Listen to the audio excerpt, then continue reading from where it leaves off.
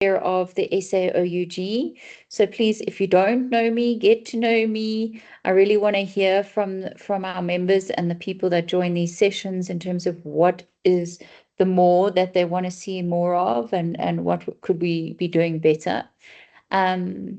So before we begin, please note, as you can see there, that Debs has started the recording of this session, and it will be available on our SAOUG YouTube channel. I'm sure no one has objections to that, right? You're all happy that the session can be recorded? Yep. Thumbs up. Great stuff. Thank you. So just a reminder about the SAOUG and who we are. We are a non-profit organization that's dedicated to growing and adding value to the Oracle users across the the African ecosystem. And our focus is ultimately to bring Oracle users home to Africa. I think it's a really critical platform for us to bring together collaboration, really have a voice and hear what's going on in the community across all disciplines, as well as for us just to connect and understand each other as human beings as well. So really that's what we aim to achieve through the SAOUG. In today's session, we are going to be hosting a SIG, which focuses on architecting resilience and how Oracle powers mission-critical success. It's a highly practical topic and highly relevant to organizations focused on high availability, disaster recovery, and intelligent global routing. And then, of course, joining us today on the call, sorry, Debs, can you just admit Saboho? Thank you. Joining us on the call is Ravi Sharma. Welcome, Ravi. Thanks for being here with us today. Ravi is a project manager and Oracle Global Data Services for Oracle Global Data Services. He has over 25 years, Kamu, so we beat you a little bit there, hey? Over 25 years experience across product management, product development, and database consulting. He works closely with customers worldwide to design resilient, scalable database architectures, and is deeply involved in evolution of Oracle GDS. So Ravi, thank you so much for joining us all the way from, where were you based again? Phoenix, Arizona. Phoenix, Arizona.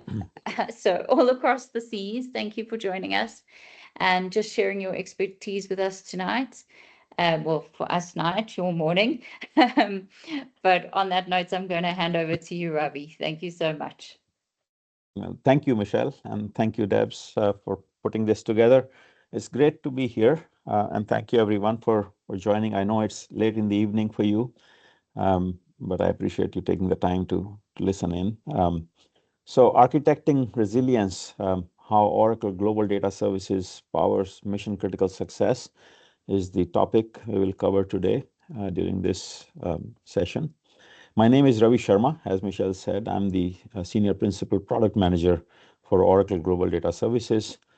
And let's get started. I know we are running a little late. We will try to finish this session at the top of the hour.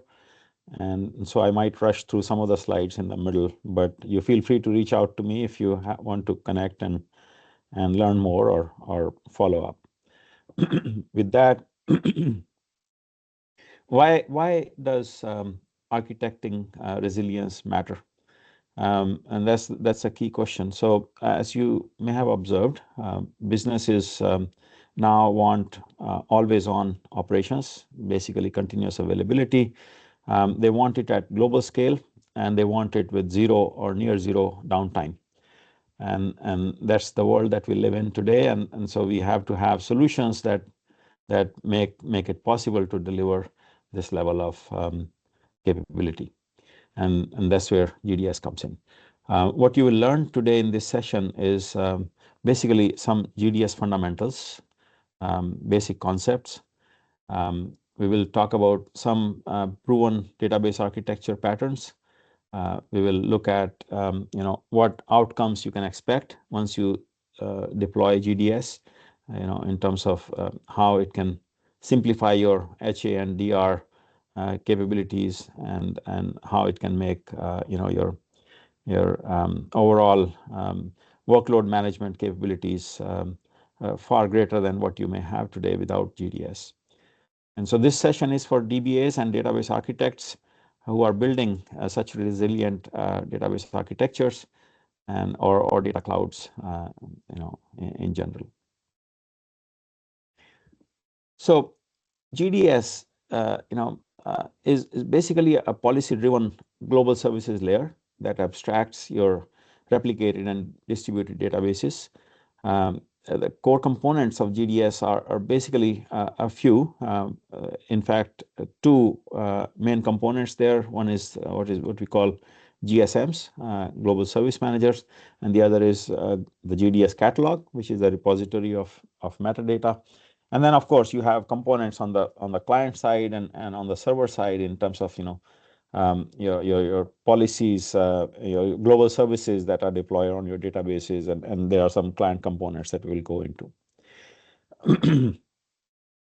So GDS again, it enables that policy-based placement, and that policy, those policies could be driven by the role of the database, the region where the database may reside or a replica may reside, the lag in terms of replication lag, and also workload, and all of those elements play a role in delivering an intelligent infrastructure for your workloads. And GDS integrates with your with RAC, with Active Data Guard, Golden Gate, True Cache, Raft, and we will talk about this a little bit later. So within those components, let's focus on the GSM part, which is basically a lightweight traffic orchestrator. You see these arrows in different colors. The main idea there is that you have the initial connection that comes to GSM, and then it gets redirected. So the red arrows basically depict the steady state communication channels that exist. So GDS, as you can see, after directing your initial connections to the right targets, it comes out of the picture and allows you to directly reach out to your databases. But we'll talk about this in more detail later on. So you can think of GSMs as remote listeners. They are scan-like. If you have used RAC, you must be familiar with the scan listener there.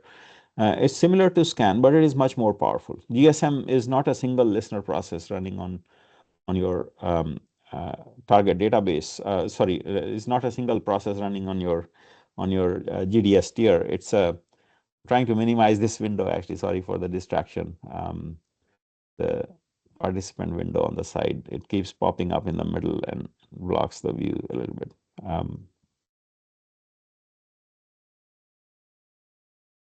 So it's a suite of processes that runs on your GDS tier.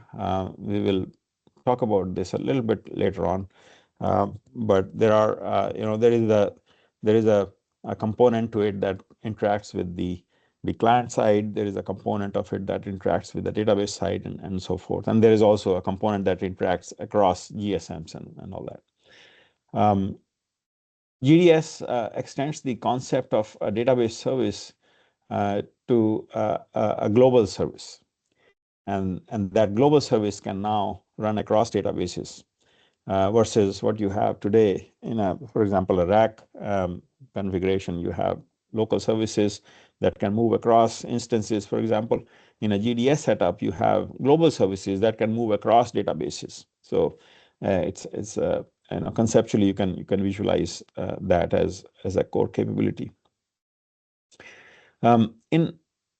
In a sense, GDS is basically or GSM rather. Again, GSM is the software, the core part of software that comprises GDS. Beyond that, you have the catalog database, basically, from a deployment perspective. So we talk about GSM and GDS in an interchangeable kind of a way. But you can think of the GSM software that you deploy to enable a framework for intelligent client routing and load balancing and high availability and all that. And the core target for you is replicated databases or distributed databases. with that, let's get started. In terms of GDS advantages, you have many advantages that GDS affords you. And many customers love the product for even one of them. If they focus on or leverage one, they are super happy with it. But there are all these advantages available to you. You can certainly use all of them. It gives you this one durable entry point. So GDS, as you will see later on in the slides, it enables you to have a simplified TNS entry for your application, for example, whereby you are not pointing to your primary database and your standby database and all that. You are pointing to GDS. And then GDS is taking care of redirecting your connections to the appropriate database. So that one durable entry point is actually something of value to a lot of customers who want to simplify things from the application perspective. Continuous availability, as I mentioned earlier, is a core capability. GDS is definitely a product to enhance your availability. In some cases, of course, there's no magic involved here. You have to have the right database architecture to enable continuous availability or transparent kind of abilities.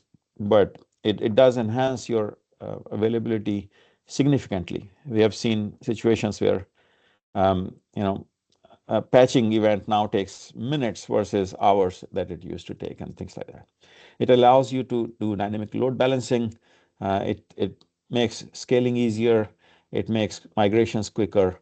And of course, it makes maintenance more reliable because you have a lot of automation that you can now leverage by failing over things in a very transparent and reliable way and quicker way and all of that. So two primary use cases for GDS. One is in the replicated database environments where you have simply, the entire databases that are replicated across regions. Many customers have more than one replicated database, or they may have other components. So that's one use case. The other is in distributed database environments. And you can have a single database that is split across multiple databases, what was earlier known as shards, basically. You can kind of horizontally slice your database, based on maybe, a region or countries or whatever elements you may want to use. So in the replicated database use case, GDS or GSMs basically act as remote listeners, where they are directing application traffic to the most suitable database based on different aspects of the targets, including its availability, its role, its workload, location, replication lag, and all of those things. In the distributed database use case, GSMs act as shard directors. So they are data aware in this case. So they know when you issue a query or DML where it needs to go, because they have data awareness, and so it has enhanced functionality for that particular use case. So the discussion today is going to focus on the replicated database environment use case. We can have a separate session on the distributed databases, and I was talking with Michelle and Debs earlier, that we can perhaps consider doing something like that for globally distributed database. So topologically, GDS is represented like this. So you will see this diagram or this type of diagram in our documentation as well, where a new routing layer is introduced between your database tier and the app tier. And this routing tier is what is GDS. So it is an intelligent routing layer that sits between your app tier and your database tier. And within this, the GSMs, which are the core component, they are stateless, so you can add and remove them as you want. So perfect kind of scalability situation there. But they are very closely aware of the state of the resources. So the databases, how they are doing from their workload perspective, from their performance perspective, any events occurring on your database, they get notified, the GSMs that is, and they are able to communicate instantly to the client pools on the other side and kind of orchestrate this entire operation in a very transparent and lucid manner.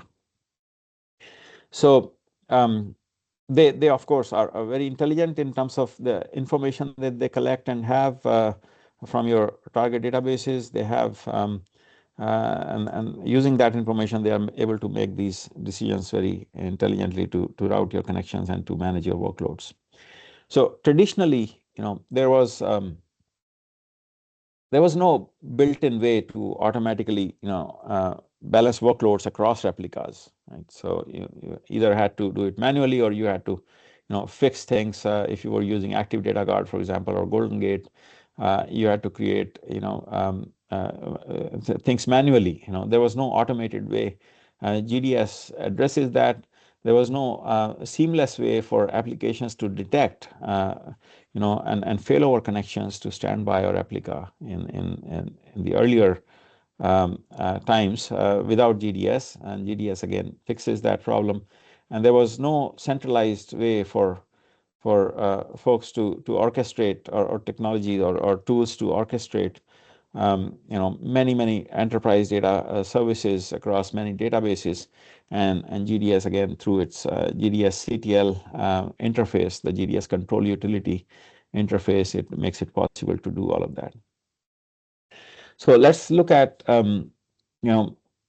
how your TNS entry may look like. I'm just kind of jumping into the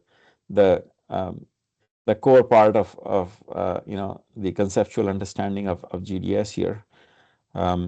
So from the application side, your connection entry, as I mentioned earlier, starts to now point to the GSM hosts, not to the databases. So as you can see, there are a few components to this. There are, of course, the TCP parameters at the top, right? Then there is the targets. So here you have GSM targets. These are the GSM hosts where your GDS is running. And we recommend redundancy, so that's why you have two. And we have redundancy across regions as well, so that's why you have the two other in the other region. And so you can load balance across them. You can have more than two also. Two is the minimum we suggest or recommend. One would work also, but we recommend two for high availability for GSM itself. And so you have this, and I will go into the reference architecture separately on to cover this. But the other component here that is important is the service name. So as you can see, you are pointing to GSMs and you are referring to a database service, which is a global service here. And you have also specified region here if you want to do region-specific routing. And that's how your new TNS entry looks like. There is no database host targets specified that need to be specified here. And you are using a global service. And of course, with certain recommended TCP parameters that play a key role in terms of making your switchovers and failovers transparent. So we will go into that in more detail later on, but let's change gears a little bit to see once people deploy GDS, what is their input. So this is sort of the informal feedback that I collected from my discussions with many customers over the last couple of years.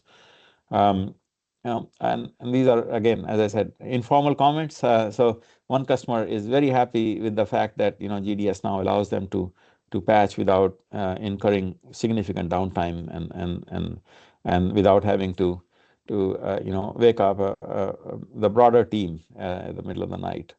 There are, of course, other customers who are, one customer says, they are able to utilize the standby infrastructure effectively now because they can move their read-only workloads there.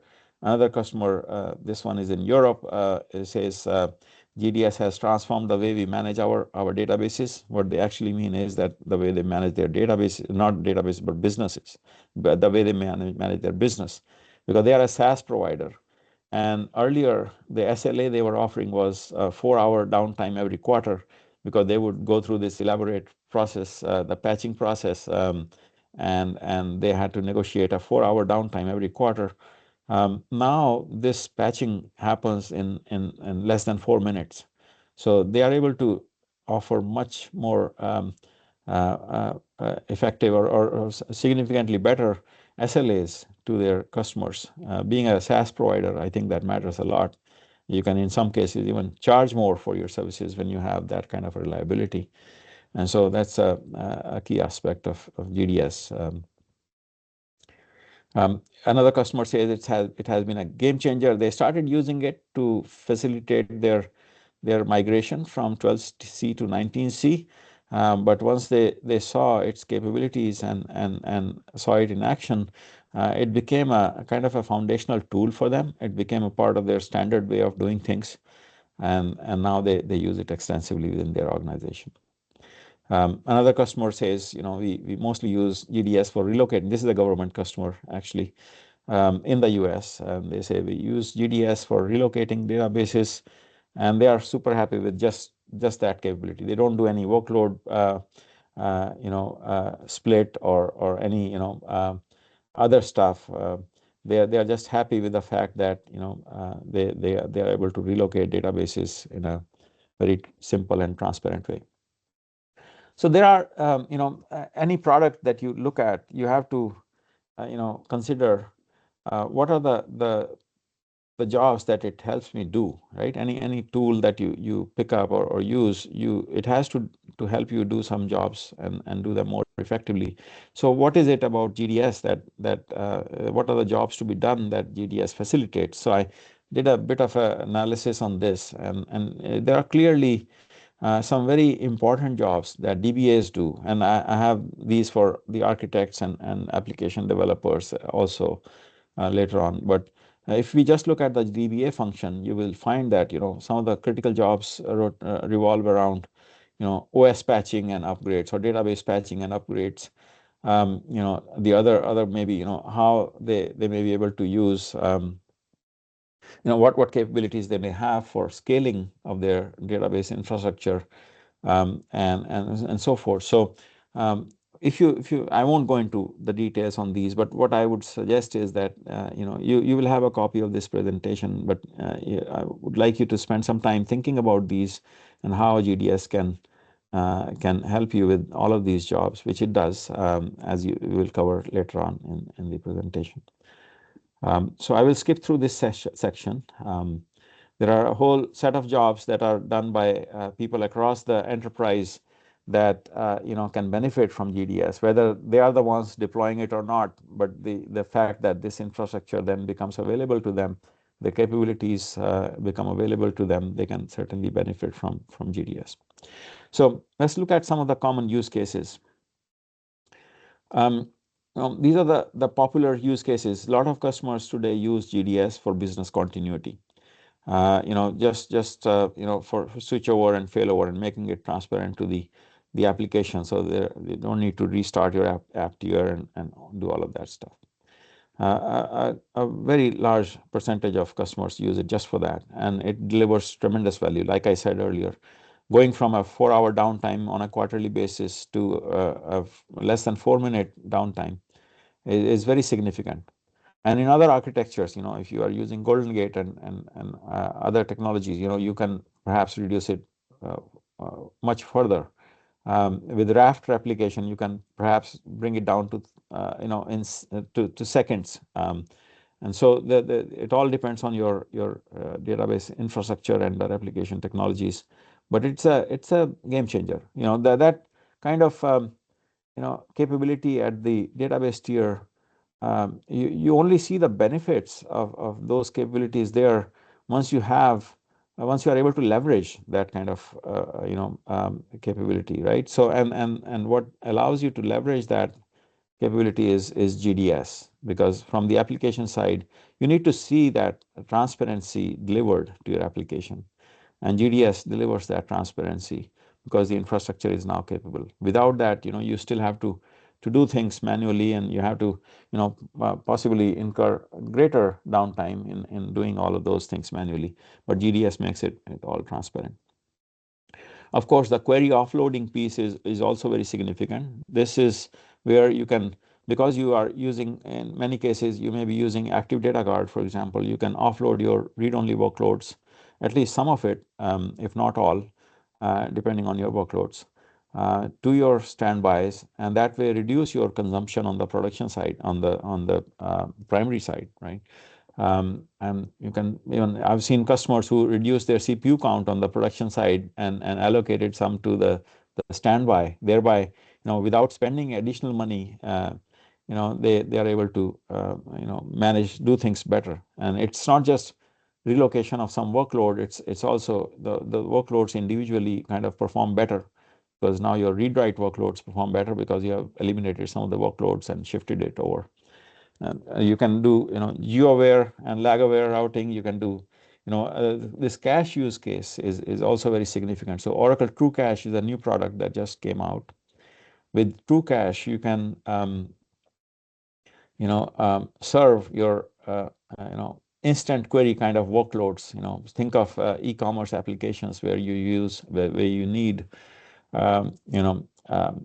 yeah, let's say your customers are browsing through your product catalogs. You want that query to be instantaneous, basically, right? As fast as possible. You can serve that workload through a True Cache instance or a set of True Cache instances, which deliver a rapid response capabilities, and all that is fully integrated with GDS. You can use it for database migration. This is a growing use case. Many customers are asking for using GDS as they move their workloads across clouds or from on-prem to cloud.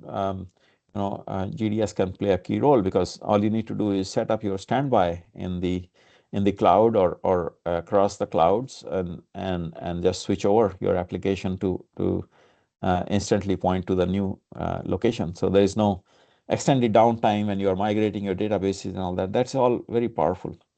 And then the newest use case is for AI workloads. So a lot of customers want to build machine learning models on their data, and they want to use their production data in many cases to experiment or to even evaluate some of their newfound capabilities in real time. And with GDS, it becomes very easy to do so, because you can simply instantiate a standby database and create an additional service, for example, as and that runs on that standby separate from the production, separate from your read-only workload, separate from your True Cache, and you can serve that database or that service to your application to serve your AI workloads or build your models and do all that work. So lot of powerful capabilities in GDS, and a lot of ways to leverage it for your benefit and for delivering business value. One of the key things I like to talk about with GDS is that once you start using GDS, it sort of upgrades your thinking from a DBA to a database architect, because now you begin to see the bigger picture. You begin to see the functionality that these different replication technologies provide, the caching technologies provide, and all that. So your perspective kind of broadens a little bit very, very quickly, and you begin to think more in terms of the business side of things, and less in terms of the mundane technical stuff that can be further automated. So you can start thinking of building these modular database architectures now, because you become deeply familiar with the dynamics involved there. So you don't have to build a custom architecture every time. You know that for this workload I will need a primary database, maybe a standby or a replica, and a couple of True Cache instances, or for this particular workload I have to use a raft application because the availability requirements are such, or there needs to be database kind of a distribution, so to speak, and things like that. So there are I won't go into too much in depth, because I still have a lot of slides to cover, but know that with GDS it's a game changer, not only for the business but also for the DBA, because you have a different way of looking at things now. So kind of stepping back into the discussion on GDS, the simplest use case, and this is also a very popular use case for GDS, and this is perhaps a use case that you can start with in your enterprise, is that where you have a simple primary and a standby configuration, and you use you introduce GDS there, and it instantly improves your uptime, and it makes it your database failovers and stuff basically transparent to you, in the sense that it doesn't require manual intervention anymore. Back to the topic of this presentation, right? So there is kind of there are two goals for this presentation. One is to give you certainly a quick overview of GDS, but the other is to go back to that focus on how can you build resilient, high performance database architectures. So for that, once you are familiar with a little bit familiar with GDS, I think this would make more sense now to consider that to build high performance resilient database architectures, you can simplify this process in these three steps. The fourth step is basically just to measure what you achieved, but in three steps. And those three steps are that you analyze and understand your application workload. You then, based on that understanding of your workload, you design an appropriate database pool. And then you, with GDS, you can just configure your global services or data services that can be served by this database pool that should have now the capabilities to address the requirements of your workloads. So let's look into this, what this matter, what this means. So we looked at many different types of applications. These are some common ones, right? E-commerce applications, ERP systems, CRM systems, or social media platforms, and things like that. So if you look at the workloads, right, and let's just not go too deep, just look at the read write and read only workloads of these applications, right? You will see that there is a very kind of a wide distribution between your read only and read write workloads for these applications in general. I mean, these are kind of estimations, some kind of calculated estimations, of course, but estimations. For e-commerce, for example, your read write workload may be just 10% of your overall workload, where customers may be browsing products for a long time, and then finally making taking an action, maybe putting something in their cart, which may be a DML operation, or actually making a purchase. But a vast majority of your workload may actually be read only.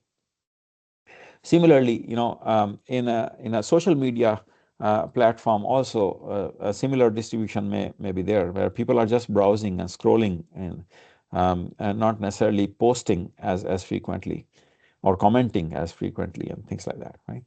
On the other hand, you may have an IoT application which may be doing a lot of read write and very little read. That could be the other extreme. But a CRM application, for example, may have a 70-30. And so what the point of this slide is that you can pretty much draw a line in your workload and say, this percent of my workload is read only, and this much is read write, and then with this understanding, you can now formulate your database pools. So if you were to capture this analysis in a spreadsheet, you might build something like this, where this is a more kind of a granular and a fine-grained kind of analysis of your workloads, where you may have, let's say, this is a manufacturing example, that can be a banking example. You can depending on your industry, you can look at things from your own perspective. But if you were to just put things in two buckets, you can come up with something like this. So once you have understood your workload, let's say 30% of that workload can be easily served by your standbys, and 20% needs to go to a true cache or something like that, or the other 70% needs to go to the primary, in the simplest case, and things like that. You can then start to envision your database pool, which may comprise your primary database and maybe a standby or more than one standby and things like that. And so the idea is that, understand the workload, then design your pool to serve that workload. And there can be a different set of variations, right? There can be a different combination of things that you use in your database pool, but it is one database pool. These are all related databases. There's basically a primary and standby or replica or true cache, all associated with that database. That's what your database pool is, right? Once you have once you have composed your or constructed your database pool, then all you need to do is define services. So let's say your workloads were, you have OLTP workload, you have reporting workload, you have some, AI workload, and so forth. Then you basically just create services for these workloads. So you may have a transaction service that runs on your primary. You may have a read-only service, a reporting service that runs on your standby. You may have another service that runs on your true cache instances, and there can be other means to specify your policy as to how you want this service to fail over, how you want workloads to be balanced, and all of that. All those capabilities are there, and I will show you examples of service definitions in the next few slides.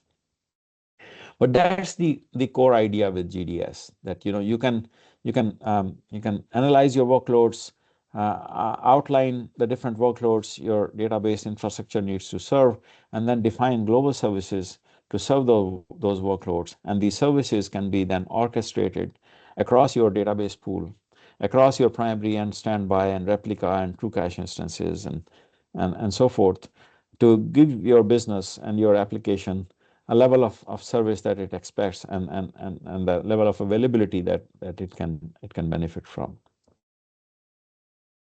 These are some examples of global service definitions.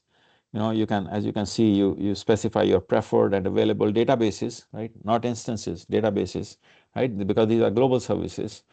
You can have different attributes that you can specify. The role can be physical standby or logical standby, or sorry, there are many different. You can refer to the reference manual for that. You can have true cache as a role, and so forth. These are just some examples of services. And as I said, this is kind of optional, but I do highlight, if you decide to build these or start using these modular database architectures, or even by simply start, when you start using GDS, I want you to I suggest that you measure the outcomes, and you will typically find positive outcomes in these 6 areas, in terms of reduction of your downtime, in terms of cost savings, in terms of increased operational efficiency, the capacity gain that you get, in terms of service delivery and performance, better SLAs, for example, and things like that. And in terms of your ability to scale and modernize your database infrastructure. All these are very much key possibilities and key gains that your businesses can get out of GDS usage. So let's quickly go through the deployment process for GDS. I have about 15 more minutes, so let's see if we can get this all covered. So from a reference architecture perspective, we suggest that you deploy your GDS infrastructure with redundancy in mind, because it is sort of mission critical, right? Because it acts as the intelligent layer between your app tier and your database tier, and you want it to be highly available, right? The requirements. This is not a very thick infrastructure. It's thin in the sense in terms of the capacity requirements and everything. So we suggest that you have redundancy for GSMs, and we suggest that you have redundancy for your catalog, in terms of having a standby catalog, for example. Typically across regions is how customers deploy it. We suggest that you have 2 GSMs in each region. One is the minimum required, of course, 2 is recommended, 3, 4, 5 are possible. You can go higher, definitely, depending on your requirements, but this is the deployment architecture. Now, one thing I should highlight here is that GDS is not licensed separately. GDS is part of your Oracle Active Data Guard and Golden Gate licenses, so you don't need to purchase additional licenses to use GDS. That's a key thing to highlight. In terms of the deployment process, of course, it's a very simple process, accomplishable in about a couple of hours. You install the GSM software. You of course download it from eDelivery. You search for Global Service Manager. You'll find the latest version. You download it, install it on your designated servers. You create a GDS catalog database, typically ahead of time, where your catalog will actually reside. Catalog is nothing but a schema within that GDS catalog database that will store your metadata about your global services and GDS configuration. And so it will have information about your regions that you have defined, your databases, target databases, the pool definitions, and all of that, right? You set up your administrative access to the catalog. You configure GDS after that, in terms of the actual creation of the GDS catalog itself, registering of the GSMs, defining the regions and pools and so forth. And then ultimately, setting up your services. Once your services are set up, you just need to configure your clients to use those services now instead of pointing directly to your databases, and there you have it. So it's a very simple process to deploy GDS and introduce it in your infrastructure. You'll of course want to test it and make sure everything works correctly in your deployment and how you may have configured things and all of that. But it's a very simple process to go through. There are some details on how the GDS catalog is set up and all of that. I won't go into this. It's a simple process to set up everything. This maybe I want to walk through. So once you have the GDS, the software deployed, you would want to start with creating the GDS catalog. Again, this is a schema in the catalog database. You will add GSMs, one or more, right, to recommended. You start those GSMs, add a GDS pool. This is a construct that will sort of encapsulate your databases within your pool. Excuse me.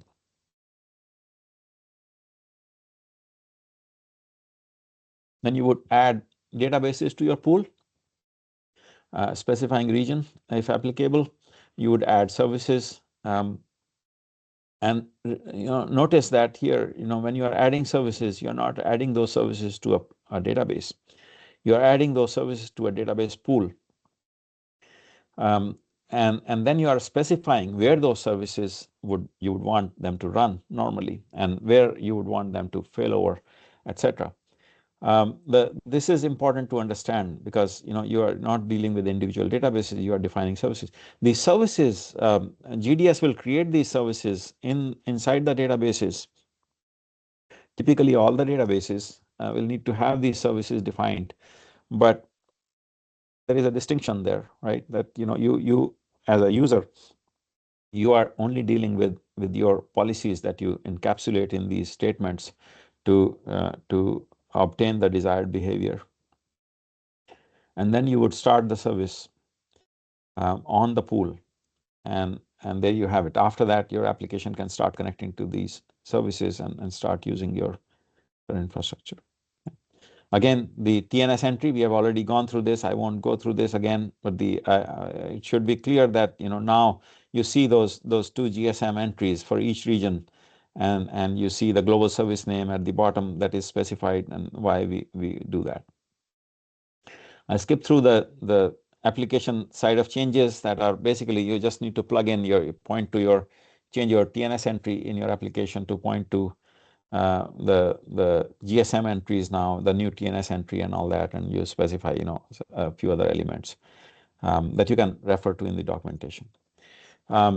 So GDS, one of the other capabilities, key capabilities of GDS is this load balancing, right? So it does both connect time load balancing as well as runtime load balancing.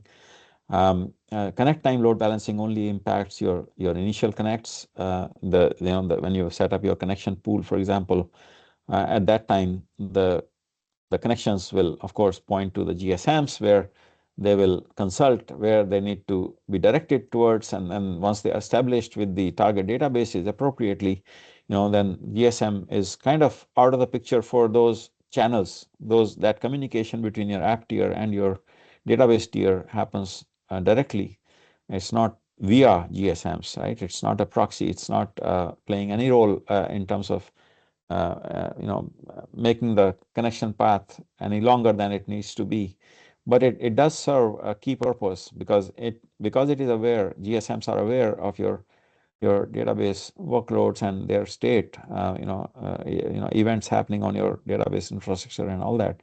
They can quickly communicate that back to the pool to make it, take appropriate action to redirect or reestablish those connections very, very rapidly, and not require you to intervene and make changes, or your application to be impacted in most cases.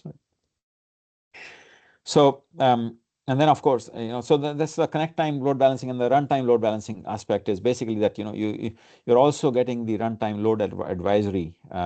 So GSMs sort of receive this ONS payloads periodically, and they consolidate that and notify your connection pool to advise about how the workloads need to be placed on these established connection pool connections. So just something to kind of keep in mind. How does GDS handle your unplanned and planned maintenance events?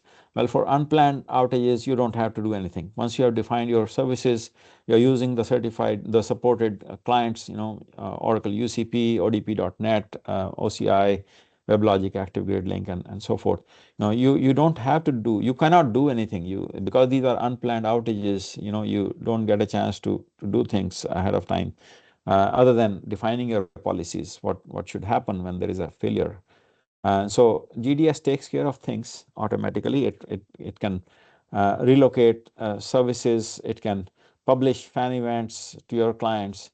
You don't need to wake up in the middle of the night to do things. If your primary database suddenly goes out of business, or there's an event, or one of your standbys goes out of business, and that workload needs to be failed back, all that can happen automatically without any intervention, neither from you nor from your application side, which is a huge benefit. And you can of course integrate all of this with TAC, which is transparent application continuity. I'm sure you're familiar with it. We fully support TSC, transparent application continuity, with GDS, and you can that way achieve end-to-end complete transparency for your applications, even when things happen on the database tier. That's basically what we mean when we say continuous availability, that you have end-to-end capabilities, no manual intervention, and your business keeps running as it is. With planned, of course, you have with planned outages, you can certainly, you have the power now to relocate services ahead of time. Let's say you were going to do some maintenance on one of your standbys or on the primary database. You can plan this out and execute, your basically in a very quick and easy way, relocate your services or perform switchovers ahead of time to minimize impact on your application, and do it in a very, very reliable way. So these are some details on how to enable transparent application continuity. I won't go into this. You can certainly refer to the documentation on all of this stuff, but let's quickly touch upon some of the customer case studies. There is this use case is from a SaaS provider that offers clinical trials. They of course have a read heavy traffic where patient data analytics. They use a reader farm implementation supported by GDS, whereby you can add additional standbys as you need to serve this additional read-only workload, depend as your business grows, basically, right? We have another customer that this is in the hospitality industry that uses GDS for uninterrupted application of continuity or availability during patching and unplanned events. Major game changer for them. They use Golden Gate, of course, but earlier they had a key issue with the downtime. They were patching very frequently in their environment. Another government agency customer, they use Active Data Guard with GDS on top. Their availability is critical because of government operations. They want to have high availability in a reliable way. They use GDS also to achieve their goals. Let me skip through some of the slides. We do support external load balancers with GDS. If you want to further, simplify your deployments in terms of adding maybe a local load balancer or a global traffic manager or a local traffic manager, for example, F5s and big IP load balancers. You can certainly do that. This is tested and validated, and there is actually a white paper or that's already published on this. If you choose to, many customers, many enterprise customers want to still come to GSMs via the load balancer. So we fully support that. There's no problem. You can also use DNS for simplified GDS addressing. I won't go into that. There's of course Raft application we talked about. If there is interest, we can certainly do another session on globally distributed databases. I think that may be of interest to a lot of folks these days. There is a lot of interest in globally distributed databases these days. So we can certainly discuss that. References. We have the GDS product website, which is also being revamped as we speak. You can certainly use that as a central point of contact for GDS related information. If the site URL changes, you can simply Google Oracle Global Data Services. You will the first hit will be that site. So you can find information there. There is documentation. There is the concepts and administrative guide for GDS. Many customers are still deploying 19C, but the 26CI version is also available. There's also a best practices section in the HA guide for GDS. This is the chapter 11 in that guide, so you can refer to that as well. And last but not the least, we have the live lab on GDS. This is something that you can go over in 2 hours and see how GDS works end to end. This includes your deployment and everything in between, in terms of seeing GDS in action. So very powerful. I highly recommend that you do the GDS Live Labs workshop to learn about GDS. And we have some interactive architectural diagrams that are published, so that can also be a resource for learning more about GDS. There are of course blogs and articles that are published that you can see and read. So with that, I think we are right on the dot. We can maybe do any Q&A now. Thank you.